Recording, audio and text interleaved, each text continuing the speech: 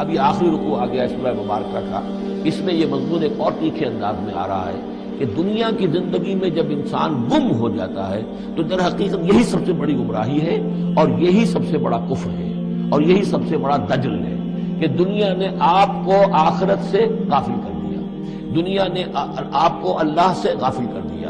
یہ دنیا اور اس کی چمک دمک سے آپ کے اتنے متاثر ہوئے اور گرویدہ ہوئے اور اس عروس ہزار داماد کے ایسے عاشق ہوئے کہ آپ اللہ کو بھول گئے۔ یہ دجل ہے اصل، دجالیت یہ ہے اصل۔ باقی ایک شخص دجال وہ ایک علیحدہ جگہ ہے اپنی جگہ پر جس کا فتنہ آنا ہے، اور اس کے ضمن میں بھی میں نے عرض کیا تھا کہ میری کچھ تحقیق ہے لیکن میں ابھی اس کو روک رہا ہوں، مزید اس کی توثیق اگر مجھے ہو گئی تو پھر میں وہ باتیں بیان کروں گا، اس لیے کہ اس مسئلے میں علماء کے مابین کافی شدید اختلاف ہے۔ افحسب الذین کفروا یتخذوا عبادی من دونی اولیاء، کیا کافروں نے یہ سمجھا ہے کہ وہ میرے بندوں ہی کو میرے مقابلے میں اپنے حمایتی بنا لیں گے؟ عیسیٰ میرا بندہ ہے، کیا وہ میرے مقابلے میں آ کر تمہاری حمایت کرے گا؟ عبد القادر جیلانی میرے بندے ہیں، کیا وہ میرے مقابلے میں آ کر تمہاری مدد کریں گے؟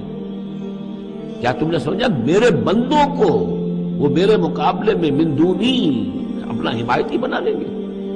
انا اعتدنا جہنم للکافرین نزلا، ہم نے ایسے کافروں کے لیے جہنم کو بنا رکھا ہے ابتدائی مہمان نوازی کے لیے، ان کی مہمان نوازی ہوگی جہنم میں۔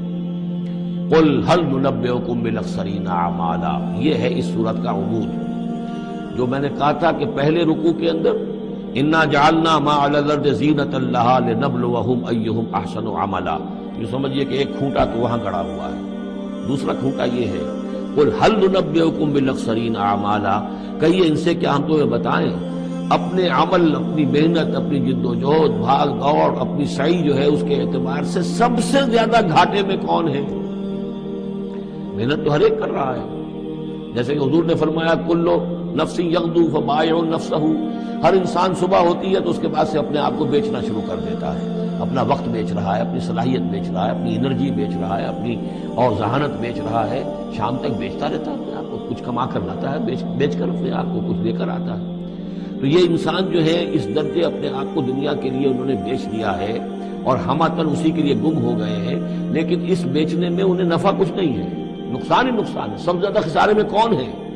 الذین ضل سعیہم فی الحیات الدنیا، جن کی بھاگ دوڑ سعی و جہد دنیا ہی میں گم ہو کر رہ گئی، آخرت مطلوب ہے ہی نہیں، وہ تو ایک غمیمہ سا لگا ہوا، مسلمان ہے، سنا ہے والدین سے روزہ رکھنا اچھا کام ہے، روزہ فرض ہے، روزہ رکھ لیا ہے، مطلوب کیا ہے آپ کا؟ اصل بات نہیں ہے جو ضربہ سلام میں نے کل نوٹ کرایا تھا سورہ بنی اسرائیل میں، من کان یرید العاجلۃ عجلنا له فیہا ما نشاء لمن نرید ثم جعلنا له جہنم یصلاها مذموما مدحورا ومن اراد الآخرۃ وسعى لها سعیها وهو مؤمن فاولئک کان سعیهم مشکورا۔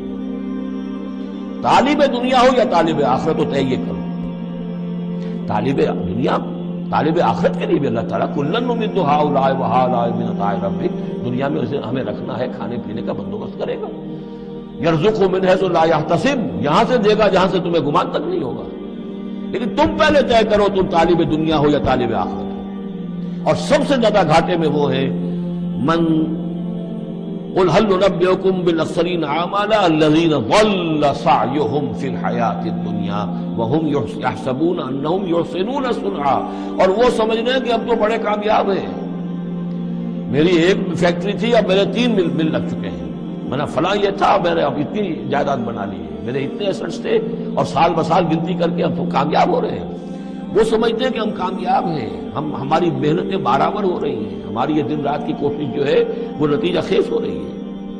اولئک الذین کفروا بآیات ربہم، یہ وہ لوگ ہیں جنہوں نے اپنے رب کی آیات کا انکار کیا، چاہے کہتے ہو کہ ہم اللہ کو مانتے ہیں، قرآن کو مانتے ہیں، لیکن حقیقتاً اگر طالب دنیا ہے تو گویا کہ وہ اللہ کی آیات کا انکار کر رہا ہے۔ اللہ تو کہتا ہے اصل زندگی وہ ہے، وَإِنَّ دَارَ الْآخِرَةَ لَهِيَ الْحَيَوَانُ، تم اصل زندگی اس کو سمجھے بیٹھے ہو، تو تم نے کہا اللہ کی بات کی تصدیق کی، تم نے تو اللہ کی بات کو جھٹلایا ہے۔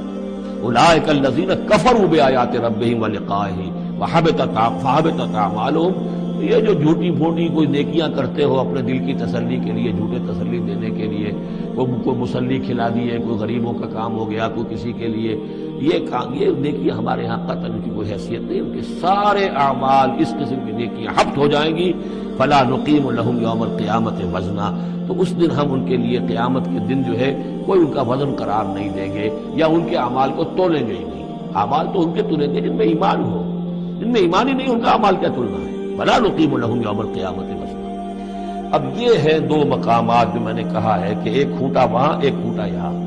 اسی لیے ابتدائی آیتیں اور آخری آیتیں سورہ کہف کی خاص طور پہ دجالی فتنے سے محفوظ رہنے کے لیے ان کو یاد رکھا جائے، ان کو پڑھا جائے، اور یہ کہ اللہ توفیق دے تو ہر جمعے کو سورہ کہف کی تلاوت کی جائے.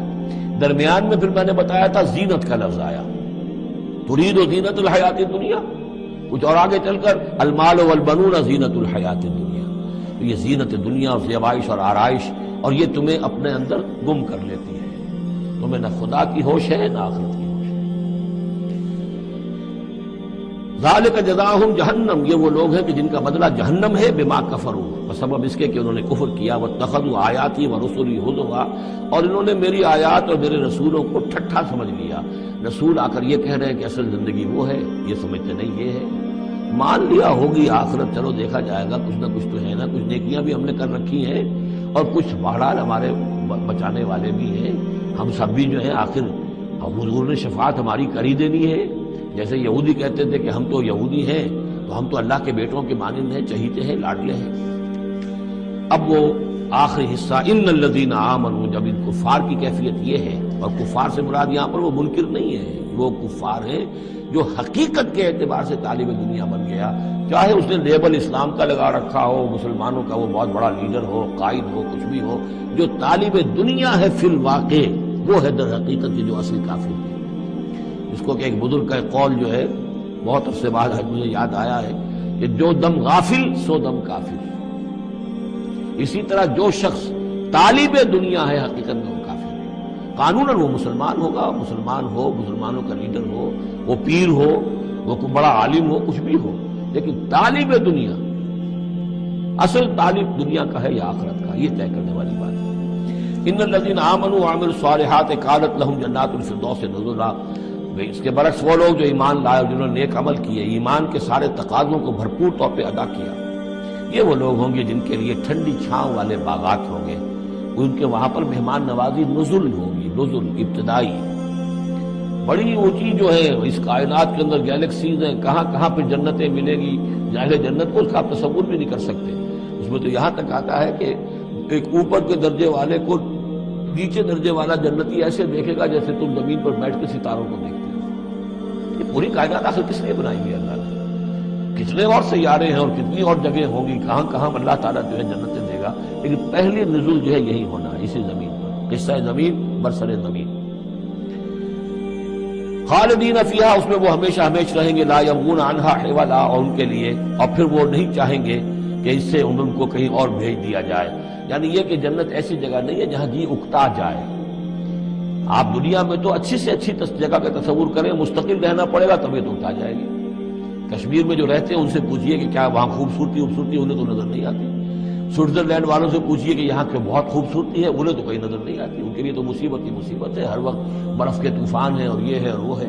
لیکن یہ کہ ہمارے لیے تصور اور ہے.